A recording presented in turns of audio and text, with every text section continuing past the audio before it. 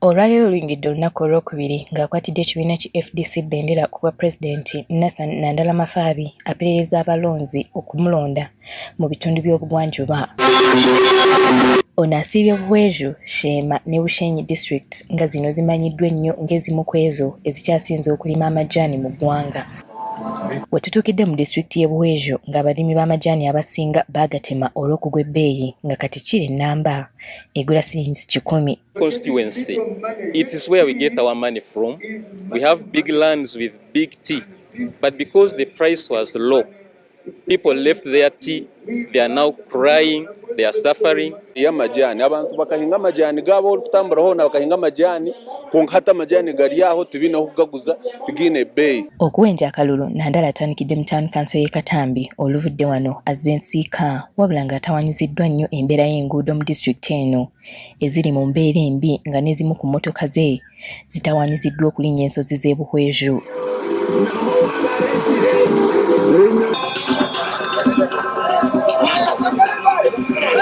Yaffe amayinja ya nsozi so buli tugenda okutambulira emipiira yaffe egwako n'obolaba y'emmotoka ogiteekako n'emalako eddakiika ntono ate emipiira bagiseera. We don't have any single tarmac road in the district, so as a result our economic activities are hampered by that. Atuukidde mu kire ky'enkuba era ng'amyuka pulezidenti w'ekibiina kyabwe mu Western Region Robert Centenary yamwaniriza mu kitundu kino. Ono asoose kugulawo ofiisi y'ekibiina kyabwe mu kitundu kino Kinyana Mpindi n'eya NRM.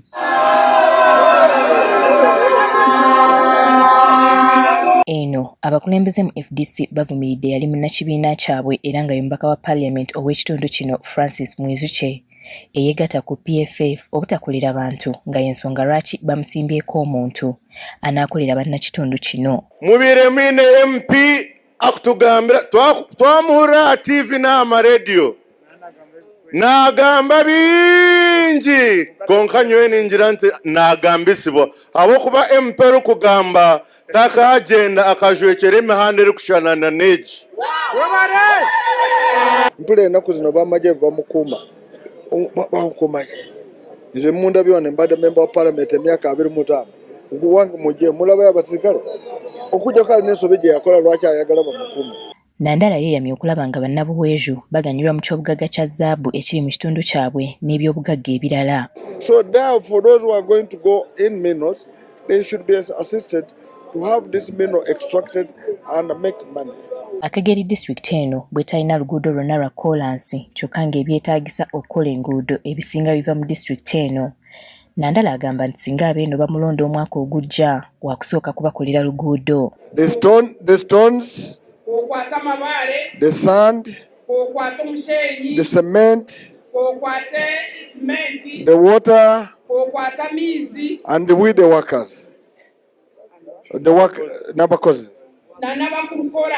Engineers file bakumara ati norema kitwe nabwe engineer omwe yesimbere usika so twine bikumara mu Buhweju ebasa kukora urukuto rwinshi. So 95% of the construction is local. N'abatuuze b'eno batubuulidde okusomoozebwa kwe bahitamu nga batwala ebirime byabwe mu katale. Ekitooke nkiba nkigura sinja omutwaro ekitooke okukiya omukyaro okukiyisya nguuto bafutemeza emisoro osanga otiina zaaki z'okunanga. Oluvannyuma Nandala yayongeddeyo mu disitulikiti y'e Shema gy'ayogereddeko eri abawagizi be mu ttawuni y'e Kabwohe. Eno gy'avudde okwolekera Ishaka mu Bushenyi era eno naye ayogeddeko eri abawagizi be. Nakorencha Nandala Mafabi wakuperereza abalonzi mu districts okuli eyerubirizi Mitoma awamu n'Entungamu. Nze Winite Sanakayinja agafe yo ku Spark TV wano mu district y'e Bushenyi.